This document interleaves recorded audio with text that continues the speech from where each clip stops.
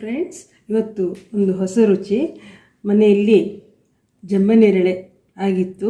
ಇದು ಡಯಾಬಿಟಿಕ್ನವರಿಗೆ ಈ ಜಾತಿಯ ಜಂಬನೇರಳೆ ಬಹಳ ಒಳ್ಳೆಯದಂತೆ. ನಮ್ಮಲ್ಲಿ ಒಂದು 3-4 ವಿಧದ ಜಂಬನೇರಳೆ ಇದೆ. ನಾನು ಇವತ್ತು ಒಂದು 6-7 ಜಂಬನೇರಳೆನ ತಗೊಂಡಿದ್ದೇನೆ. 1 ಕಪ್ 1/4 ಕಪ್ ಅಕ್ಕಿ, ಬೆಳ್ತಿಗೆ ಅಕ್ಕಿ, 2 ಚಮಚ ಉದ್ದಿನಬೇಳೆ, 1.5 ಚಮಚದಷ್ಟು ಮೆಂತೆಕಾಳನ್ನು ಒಂದು 2-3 ಗಂಟೆಗಳ ಕಾಲ ನೀರಲ್ಲಿ ನೆನೆಸಿಟ್ಟಿದ್ದೇನೆ. ಈ ನೀರನ್ನು ಸೋಸಿ ಈ ಹಣ್ಣನ್ನು ಹಾಕಿಕೊಂಡು ನುಣ್ಣಗೆ ಇವತ್ತು ದೋಸೆಗೆ ರುಬ್ಬಿಡ್ತೇನೆ. ನಾಳೆ ಇದರ ದೋಸೆ ಮಾಡಬೇಕು.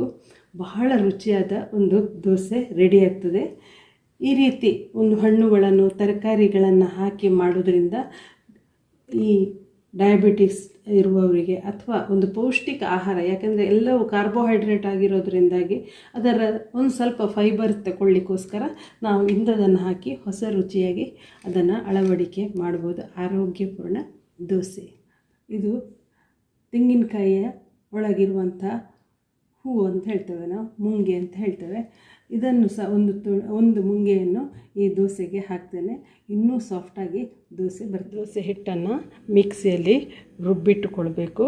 ರುಬ್ಬಿಟ್ಟುಕೊಂಡು ಓವರ್ನೈಟ್ ಇದನ್ನು ಇಡಬೇಕು. ಒಂದು ರಾತ್ರಿ ಸಂಜೆ ಅದನ್ನು ರುಬ್ಬಿ ಇಡಬೇಕು.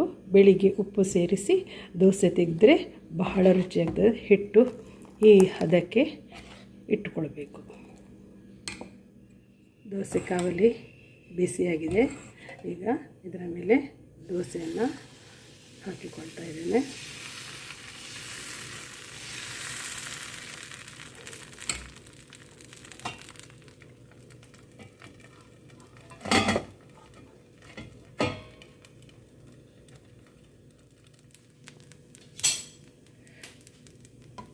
ಚೆನ್ನಾಗಿ ತೂತು ಬಂದಿದೆ ದೋಸೆಗೆ. ಇದನ್ನು ಒಳ್ಳೆ ಹೇಳ್ತದೆ ದೋಸೆ. ಇದಕ್ಕೆ ಚಟ್ನಿಯೊಂದಿಗೆ ತಿನ್ನಲಿಕ್ಕೆ ಬಹಳ ರುಚಿಯಾಗಿ ಇರ್ತದೆ.